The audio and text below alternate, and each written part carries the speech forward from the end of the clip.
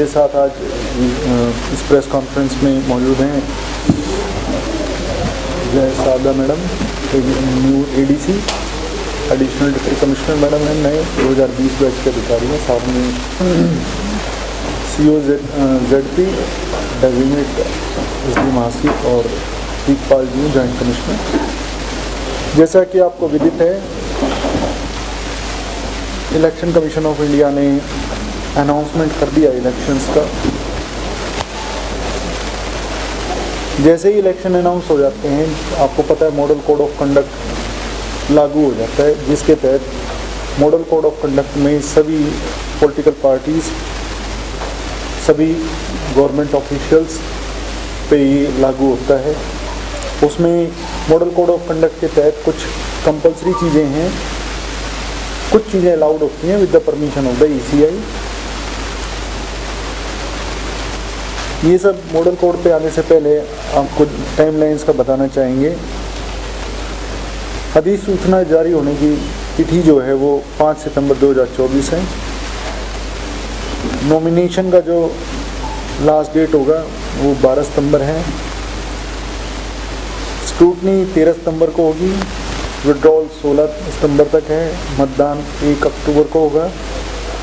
मतगणना 4 अक्टूबर को होगी और पूरा इलेक्शन प्रोसेस कंप्लीट करने का जो समय है वो 6 अक्टूबर होगा। 6 अक्टूबर होगा मॉडल कोड खत्म।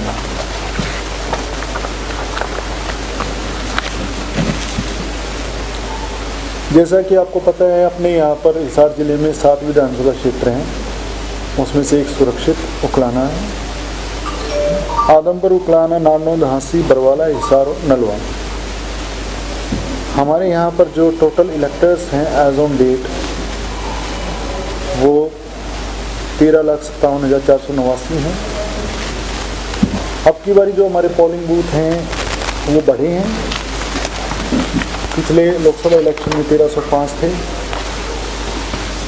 अब की बार 1333 हो चुके हैं, 1333 हो चुके हैं, 28 बढ़े हैं।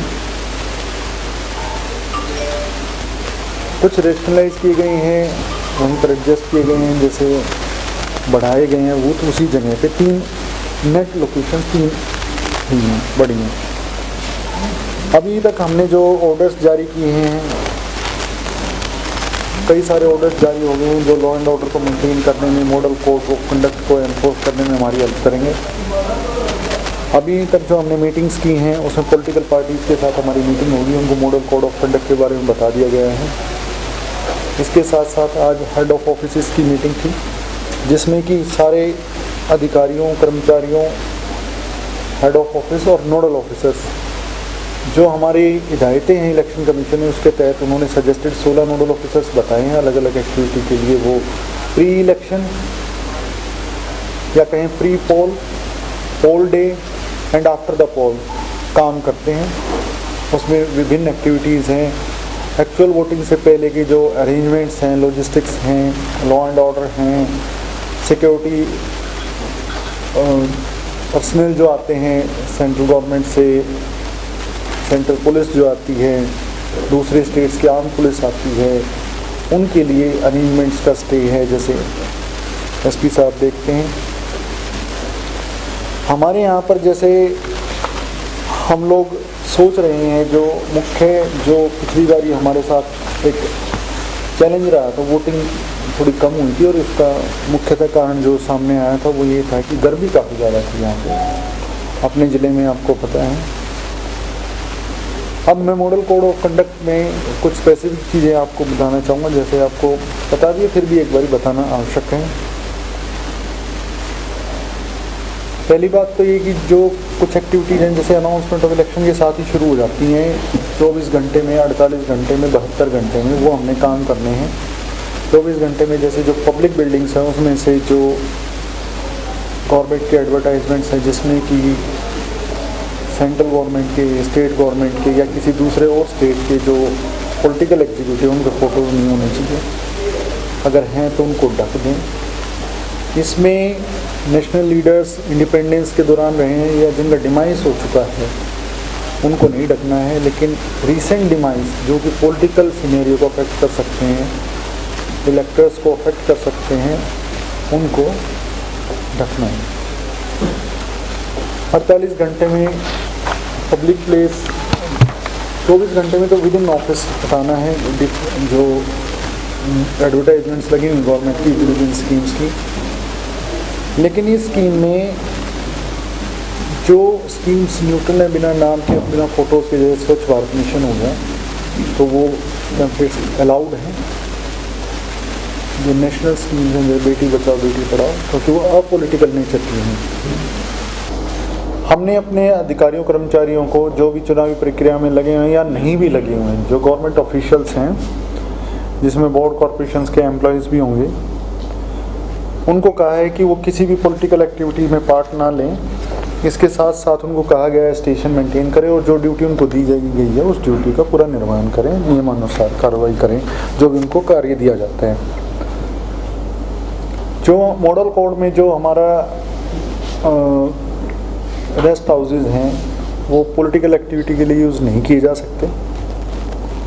इसके साथ साथ कर्मचारियों को, अधिकारियों को ये भी कहा गया है कि भाई अगर कोई भी किसी भी तरह की गतिविधि में इन्वॉल्व पाया जाता है, साक्ष्य आते हैं, तो तुरंत कार्रवाई होगी कि किसी कोई ढिलाई ना बरते। इस बात में यूँ सोचे कि जी माफ़ी मांगने से वो चीज़ ठीक हो जाएगी, ऐसा बिल्कुल नहीं साइन किया जाएगा।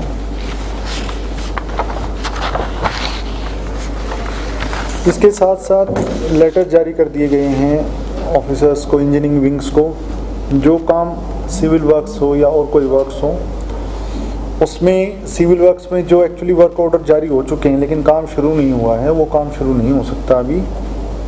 वर्क ऑर्डर नए जारी नहीं हो सकते अभी। अगर कोई ऐसा काम है जो इमरजेंसी नेचर का है, जो हमें करवाना है, तो वो ECI की परमिशन से ही हो सकता है। इसमें कुछ एक्सेप्शंस भी हैं। जो किसानों को मुआवजा दिया जाता है उसमें pre decided beneficiaries, pre decided rates ये दिया जा सकता है। डिजास्टर का पार्ट है वो सब्सिडी नहीं है, वो डिजास्टर मैनेजमेंट का पार्ट है। इसके साथ साथ म्यूनिसिपल के जैसे सफाई के टेंडर वो एसेंशियल सर्विस में है, वो हमारे विभागों की तरफ से जो भी गाइडलाइंस हैं और ECI से अप्रूव्ड हैं वो काम हमें करने हैं, उसी तरह से करने हैं। हमें वर्क फोर्स का इस डिस्ट्रिक्ट में अराउंड 5500 का एक्टिव वर्क फोर्स हमें चाहिएगा, वो हमारे पास अवेलेबल है यहाँ पर। इलेक्शंस के लिए जितना मशीन्स हमें चाहिए वो हम डेटा आपको दे भी देंगे। एग्जैक्टली डेटा हमारे पास है, वो हमारे पास है। फर्स्ट लेवल चेक कंप्लीट हो चुका है। जिला प्रशासन पूरी तरह से तैयार है आगे काम करने के लिए ECI की गाइडलाइंस के अकॉर्डिंग।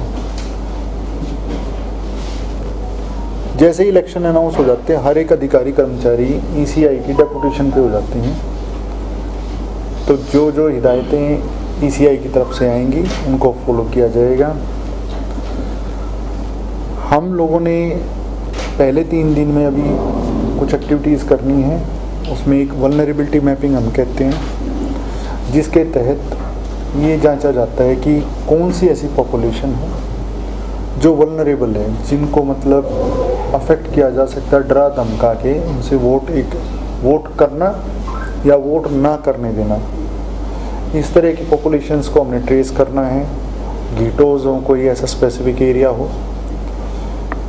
दूसरा, जो लोग ट्रैवल कर रहे हैं उनकी भी आइडेंटिफिकेशन सेक्टर ऑफिसर्स के माध्यम से। ऐसे 103 सेक्टर ऑफिसर लास्ट इलेक्शन में थे, लेकिन क्योंकि बूथ बड़े हैं तो फिर 3 सेक्टर ऑफिसर और लगाने पड़ेंगे। 106 ऑफिसर्स को लगाया जाएगा, जो जाकर वहाँ उनको परफॉर्माज हैं, फॉर्म नंबर्स हैं, VM 1 2, 3 दिन में वो हमें देंगे। हम उनको 3 दिन में डॉक्यूमेंट्स वो देंगे, 3 दिन में असेसमेंट करके फिर आगे प्रोसेस 5 दिन में हमारे पास आएगा ROs के माध्यम से। हमारे पास 7 RO लगने हैं। अभी हमारे पास पोस्टिंग्स हो गई हैं, ऑफिसर्स ज्वाइन कर लेंगे, जैसे ADC मैडम ने ज्वाइन कर लिया है, और भी ऑफिसर हैं, कुछ यहाँ से जाएंगे भी, तो 1-2 दिन में वो सेटल हो जाएगा। इसके अलावा हमें कोई ऐसा चैलेंज लगता नहीं अपने डिस्ट्रिक्ट में जो मतलब जिसके लिए तैयारी ना हो। लॉ एंड ऑर्डर के इश्यूज़ हैं, जैसे लास्ट इलेक्शन में एक केस रजिस्टर हुआ था नारनौल में, वो उसमें कार्रवाई चल रही है। अभी दोनों SP साहिबान के साथ डिस्कशन चुके हैं, सुबह मीटिंग्स भी हमने ली हैं। इवनिंग में कल सुबह सेक्टर ऑफिसर्स की ट्रेनिंग हमने रखी है, जो हमने उनसे वल्नरेबिलिटी मैपिंग करें। पहले 3 दिन में हमने उनको डेटा देना, फिर 5 दिन में वो हमें भेज देंगे आगे, और टोटल 7वें दिन तक हमने CO को भेजना, और CO फिर आगे ECI को भेज देंगे। हमने जो लास्ट टाइम होम वोटिंग करवाया था उसका रिस्पॉन्स अच्छा रहा, काफ़ी लोगों ने अप्रिशिएट भी किया। बुजुर्ग लोग, खासकर जो दिव्यांग थे लोग, तो उन लोगों पे अब की बारी भी फोकस रहेगा कमीशन की तरफ से भी। इंक्लूसिव होना चाहिए इलेक्शन, थर्ड जेंडर के भी जो लोग हैं वो भी वोट करें, सब लोग वोट करें और इलेक्शंस में अपना पार्टिसिपेशन कराएं। स्वीप एक्टिविटीज़ के नोडल ऑफिसर ECI की तरफ से निर्धारित हैं, वो ADC होते हैं, और जो रिटर्निंग ऑफिसर्स हैं जो नॉमिनेशंस लेंगे वो प्लेस ऑफ नोटिफिकेशन, वो जो अपना नोटिफिकेशन करेंगे हम तब जारी करेंगे। लेकिन फिर भी जो अभी तक डिस्कशन हुआ है, तीनों SDMs अपने ऑफिस में, हाँसी रेदर 4 ऑफिसर्स, हाँसी, बरवाला, नारनौंद और हिसार, DDPO साहब, ADC मैडम जहाँ लेंगे हम बताएंगे, उकलाना का भी। ऑफिसर्स को कह दिया गया है कि किसी भी तरह की ढिलाई ना रखें, मेंटली भी स्ट्रॉन्ग रहें और फिजिकली भी स्ट्रॉन्ग रहेंगे। ये नहीं कि एक्सक्यूज प्लीज, पीछे आवाज़ आ रही शायद, कोई बात करें।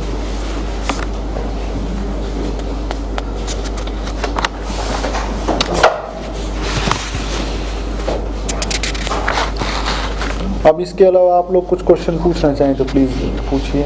सर, कितने संवेदनशील एंटी सर्वेलेंस यूज है, उनकी सुरक्षा के लिए आप एक मैं आपको बता देता हूँ जी।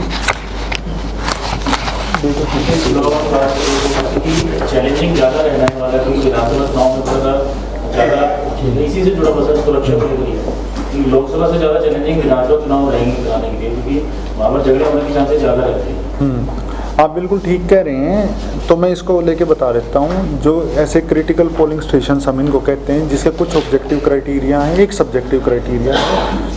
तो ऐसे 245 हमारे पास हैं, 45 है, तो वो स्प्रेड ओवर द डिस्ट्रिक्ट, तो उसमें मैंडेटरी हैं कुछ चीज़ें वो करनी है। ECI की गाइडलाइन ये कहते हैं कि 50% ऑफ द जो पोलिंग स्टेशंस हैं उन पे आप वेबकास्टिंग करेंगे। लेकिन हरियाणा ने एक अच्छी पहल की थी, 100 की 100% पे किया था। तो एक तो ये करना है हमने। दूसरा बात है वहाँ पर CPF हो गया, सेंट्रल पुलिस फोर्स होगी। अगला है वहाँ माइक्रो ऑब्जर्वर होंगे, तो ये ध्यान रखा जाएगा। और अगली बात ये कि एक और विधि होती है जिसको हम वरी लिस्ट कहते हैं, जो पॉलिटिकल पार्टीज़ हैं वो भी शेयर करते हैं। आज भी सभी पॉलिटिकल पार्टीज़ के रिप्रेजेंटेटिव आए थे और उनके माध्यम से हमने उनको बता भी दिया है। और ये तो वो हो गया जो हमारी तैयारी। इसके साथ साथ जो इलेक्शन में ऑब्जर्वर्स आएंगे हमारे पास, वो लोग भी, पुलिस ऑब्जर्वर भी आएंगे, एक्सपेंडिचर ऑब्जर्वर आए। जब आपने कहा कि जैसे क्रिटिकल पोलिंग स्टेशंस, तो वो क्रिटिकलिटी कई तरह से है।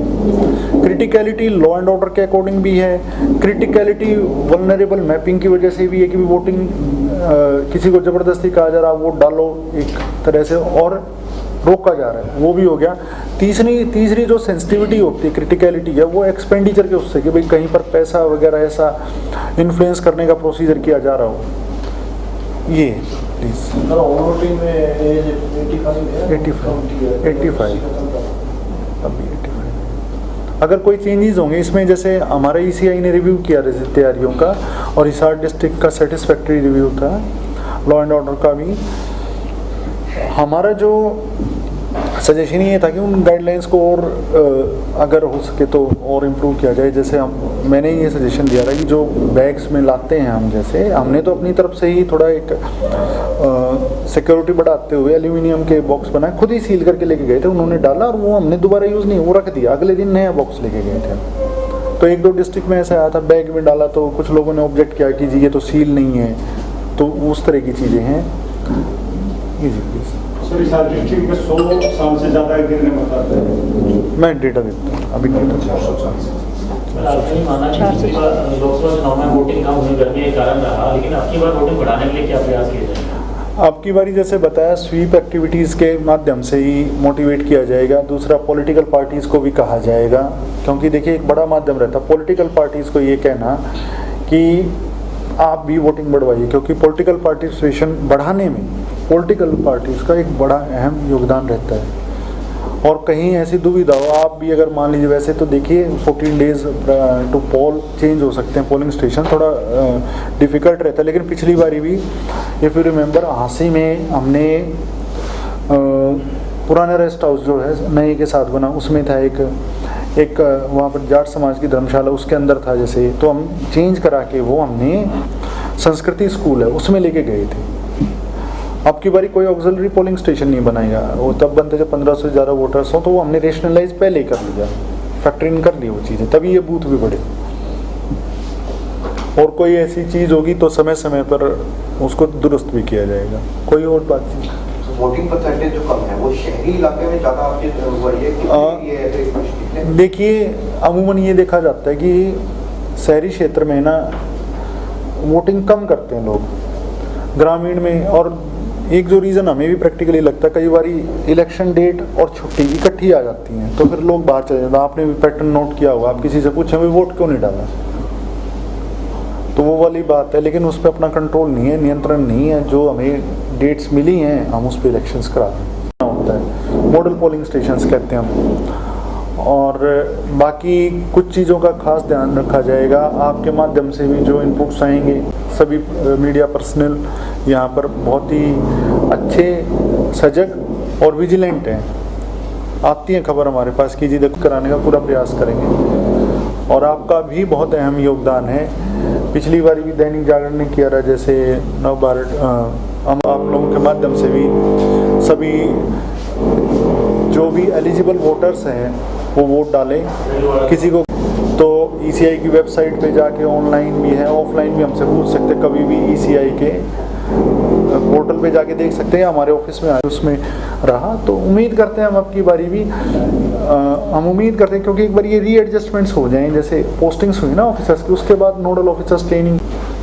सर कोई शिकायत करने के लिए कोई नंबर वगैरह प्रोवाइड जिसमें आम आदमी 1950 पे कर देंगे, वो वोटर हेल्पलाइन है, लेकिन उस पर उस तरह शिकायत सी विजिल ऐप बेस्ट है, क्योंकि उसकी है ना